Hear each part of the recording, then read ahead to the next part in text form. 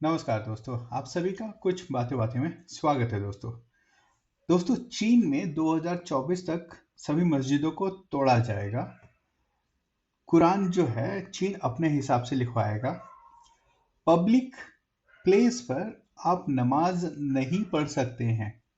लोग तो सड़कों पर भी नमाज पढ़ लेते हैं, लेकिन वहां पर आप पब्लिक प्लेसेस पर नमाज नहीं पढ़ सकते हैं। और जो लोग इन गाइडलाइंस का उल्लंघन करेंगे उनको उम्र कैद की सजा मिलेगी। जी हाँ दोस्तों, कम्युनिस्ट पार्टी ऑफ चाइना ने ये निर्देश दिए हैं। तो दोस्तों, ये समझने की बात है दोस्तों कि पिछले काफी समय से चाइना जो है इस्लामिक एक्सट्रीज्म, जो रेडिकल इस्लाम है, उसको कंट्रोल करना चाह रहा है।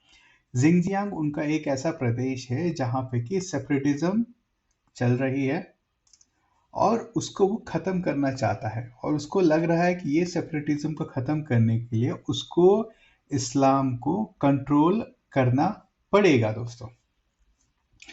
एक आंकड़े के हिसाब से दोस्तों,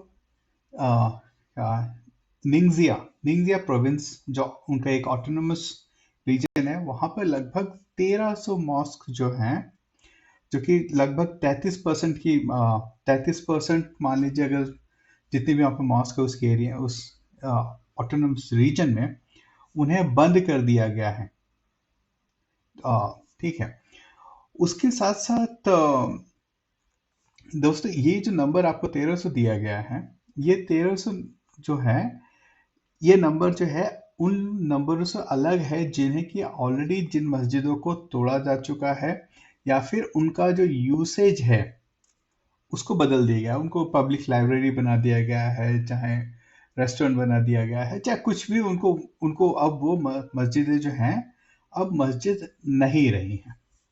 दोस्तों, चाइना में एक मॉस्क कंसोलिडेशन पॉलिसी चल रही है। उस मॉस्क कंसोलिडेशन पॉलिसी का मतलब क्या है कि अगर 1-2.5 किलोमीटर के एरिया के अंदर 2 मस्जिद हैं या फिर 3 मस्जिद हैं, तो वहां पर सिर्फ एक ही मस्जिद रहेगी, 3 मस्जिद नहीं रह सकती है। यानी कि इन तीनों को मिलाकर एक मस्जिद रहेगी आपकी। ह्यूमन राइट्स वॉच एक ऑर्गेनाइजेशन, एनजीओ ऑर्गेनाइजेशन है, वो कहती है कि इस कंसोलिडेशन पॉलिसी के अंतर्गत क्लोजर, डिस्ट्रक्शन एंड रीपर्पजिंग ऑफ जो मास्क जो है, एक सिस्टमेटिक एफर्ट रहेगा, चल रहा है, जिसके तहत चाइना में इस्लाम को कंट्रोल किया जा रहा है दोस्तों। इसके साथ साथ ऑस्ट्रेलियन स्ट्रैटेजिक पॉलिसी इंस्टीट्यूट जो है, उसके एस्टिमेट के हिसाब से 65% जिंगजियांग में जो मॉस्क जो हैं उन्हें या तो बंद कर दिया गया है या तो उन्हें डिस्ट्रॉय कर दिया गया है। और ये डेटा 2017 से है, 17 से है। और इसके तहत करीब 16,000 जो मॉस्क हैं उनको समाप्त कर दिया गया है। और दोस्तों, ये जो बातें हैं कहीं पर भी सुनने में नहीं आती है। ना तो आपको न्यूयॉर्क पोस्ट में दिखेगी, ना तो वॉशिंगटन पोस्ट में दिखेगी, ना तो यूनाइटेड नेशंस की जो रिलीजियस फ्रीडम और ये सब की ब्ला ब्ला करके जो काफ़ी सारी जो पॉलिसीज होती हैं या फिर ऑर्गेनाइजेशंस होती हैं, वहाँ पे आपको मिलेगी। चाइना के बहुत ही तगड़े रिलेशंस हैं मुस्लिम कंट्रीज के साथ में। चाइना के खिलाफ भारत में भी कोई विरोध नहीं होता है। आप पाकिस्तान तो छोड़ दीजिए, पाकिस्तान तो भाई उनको गधे गधे बेच बेच कर अपना देश बेचकर चला रहा है, तो वो क्या बोलेगा। लेकिन आप सोचिए ना, सऊदी अरेबिया उसको खिलाफ कुछ नहीं बोलता है। जितने भी बड़े बड़े मिडिल ईस्ट कंट्रीज हैं उनको कुछ नहीं बोलता है। हमास को चाइना जो है उनको मदद करता है।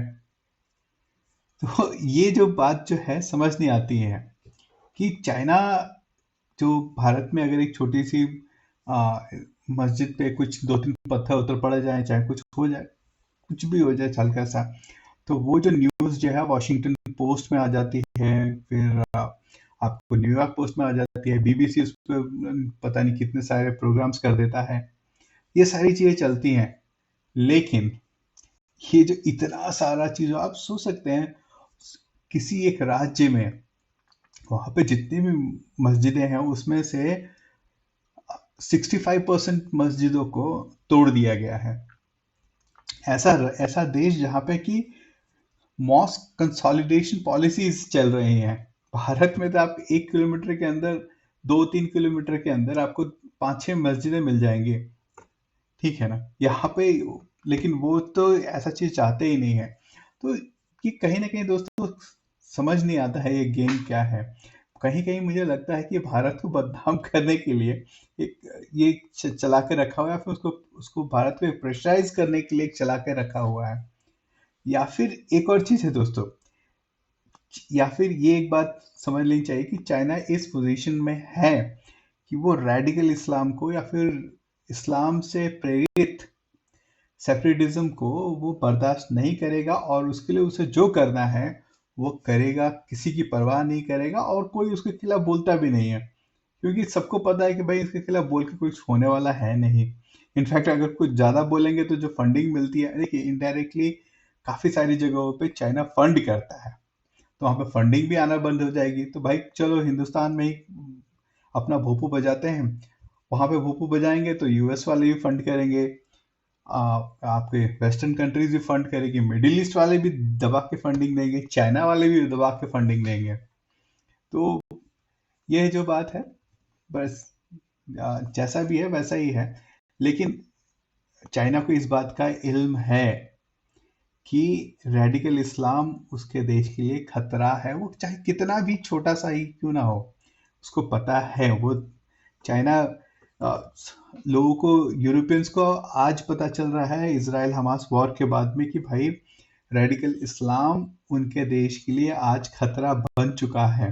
अभी उनको पता नहीं कि अपने कैसे उसको उसको हैंडल करें, लेकिन चाइना को काफ़ी समय से पता है, और वो चाइना काफ़ी समय पहले से ही इस पे कार्रवाई कर रहा है, और इसके खिलाफ कोई प्रदर्शन नहीं, कुछ भी नहीं होता है।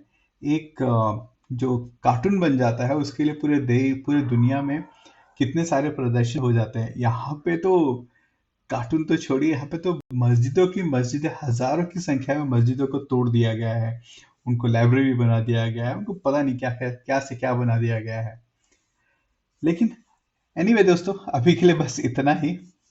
अगर वीडियो अच्छी लगे तो लाइक शेयर एंड सब्सक्राइब जरूर करें। बहुत बहुत धन्यवाद दोस्तों।